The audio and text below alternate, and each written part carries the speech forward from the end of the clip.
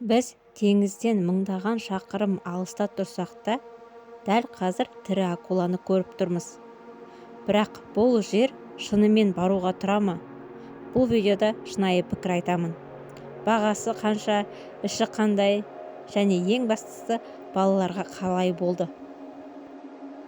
Алдымен көзге түсетіні үлкен аквариум.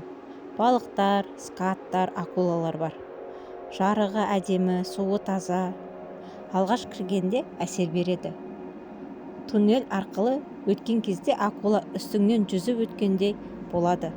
Осы жері шыны керек аквариумдағы ең қызықты бөлігі.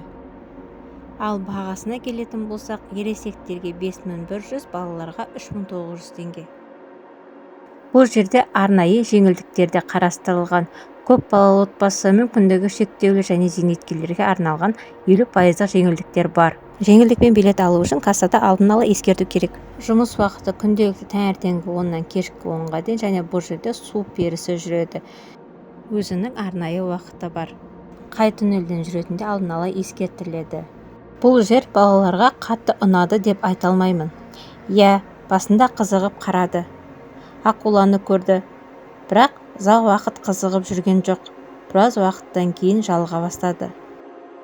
Бәлкім олар үлкендеу акуланы күткен болар.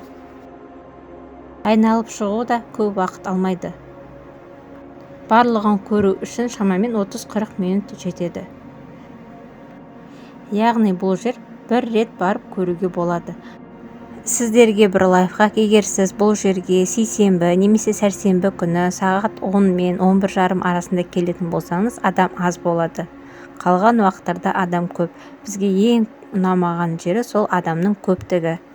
Ал менің жеке шынайы пікіріме келетін болсақ, бұл жерді жамандамаймын, бірақ өтірік мақтамаймын да. Егер видео пайдалы болса, лайк басып, каналға жазылып кетіңіздер. Ал комментарийге өз ойыңызды қалдырыңыз. Сізге ұнады ма, әлде жоқ па?